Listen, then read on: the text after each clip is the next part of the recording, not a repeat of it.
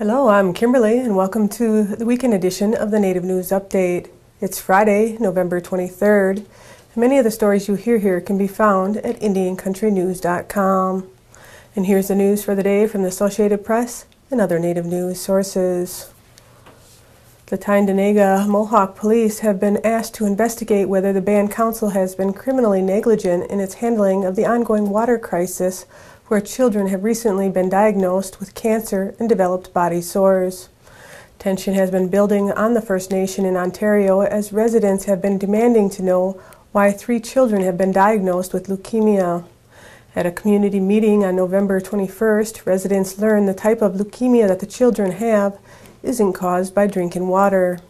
But regardless of what experts have to say, some parents believe there is a link between the environment, the body sores, and case of leukemia.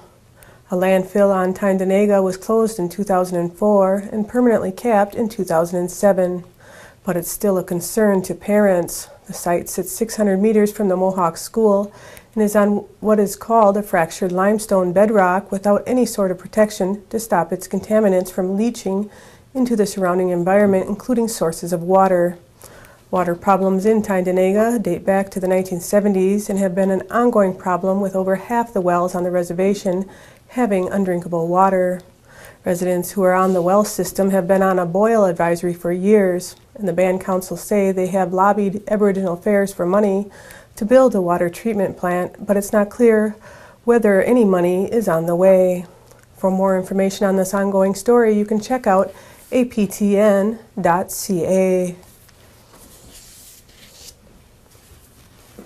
Archaeologists are offering a $1,000 reward for information leading to the arrest of vandals who stole 4 priceless ancient rock carvings and damaged others in the California desert. The Bureau of Land Management called the carvings, sliced out of the rock face with cement-cutting circular saws, an irreplaceable part of our natural cultural heritage.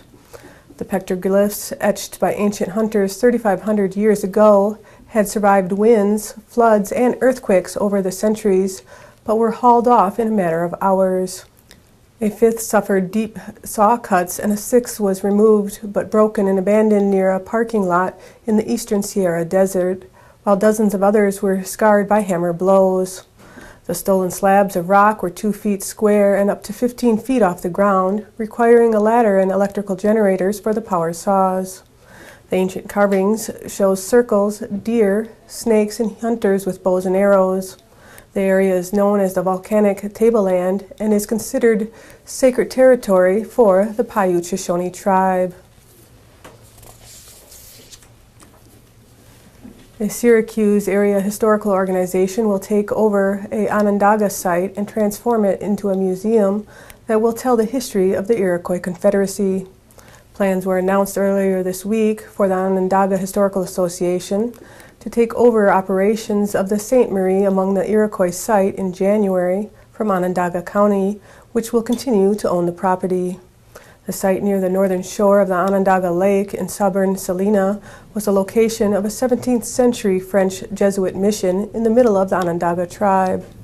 The Post-Standard of Syracuse reports that the site will be renamed and will focus on the oral history of the Iroquois Confederacy, which also includes the Mohawk, Oneida, Cayuga, Seneca, and Tuscarora tribes.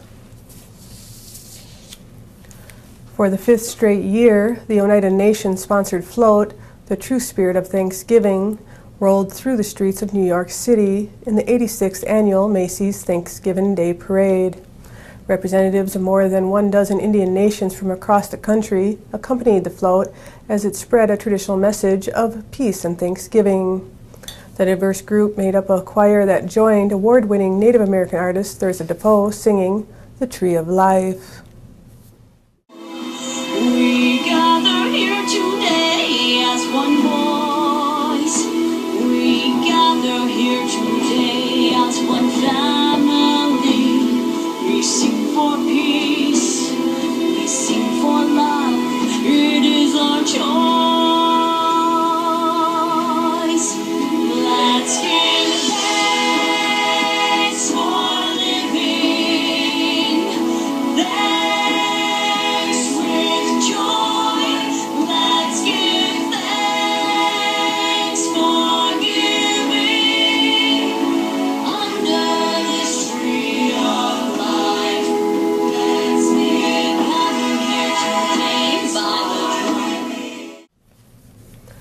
Dartmouth College and Dartmouth Hitchcock Medical Center have created a partnership aimed at promoting the health of Native Americans across the country and developing leaders in the Native American community. The College and Medical Center recently signed a memorandum of understanding with Indian Health Service. The partnership's goals include improving undergraduate understanding of Native American health care, recruiting and training health care professionals from the Native American community at Dartmouth, and providing educational opportunities for doctors and nurses at the Indian Health Service. The Minnesota Humanities Center and its partners have been awarded the Helen and Martin Schwartz Prize for the Federation of State Humanities Councils for the traveling exhibit Why Treaties Matter, Self-Government in the Dakota and Ojibwe Nations. The National Award from the Federation of State Humanities Councils recognizes outstanding work in the public humanities. Why Treaties Matter is a unique partnership of the Minnesota Indian Affairs Council, the Minnesota Humanities Center, and the Smithsonian's National Museum of the American Indian in Washington, D.C., which created an exhibit unique in its community-based approach as an educational tool for Minnesota audiences. Touring since August 2011, the exhibit has impacted more than 17,500 Minnesotans in 34 host communities. To learn more about the exhibit, you can visit mnhum.org/treaties or treatiesmatter.org. The Adam Beach Film Institute began as a dream of Adam Beach, who desired to see more Aboriginal youth find a better way in life through film. Seeing a strong need for the development of a way through telling our story through film, Adam began to seek out support for his vision. Adam Beach was raised on the Dog Creek First Nation Reserve and has appeared in over 60 films and television programs. From movies such as Dance Me Outside to Cowboys and Aliens, and TV shows like Law and Order SVU.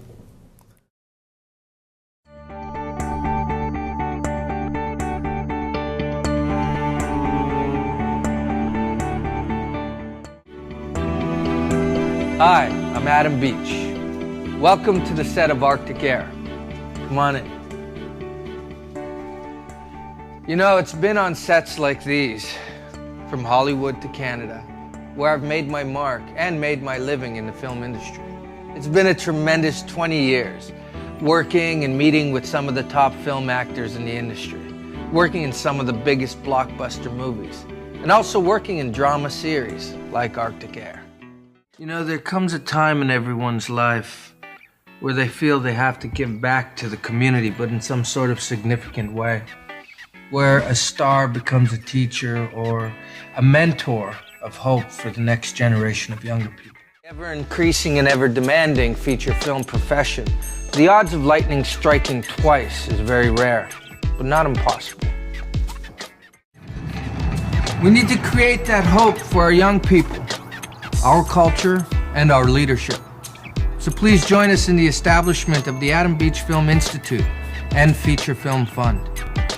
It's time to fulfill the dreams of our ancestors who foresaw long ago lightning striking across the country in the hearts of our young.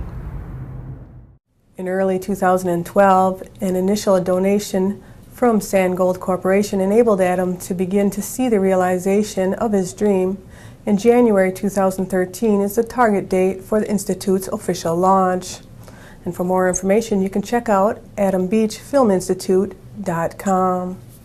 And that's another roundup of news from Indian Country on this edition of the Native News Update. I'd like to thank you for joining me, and have a grand day.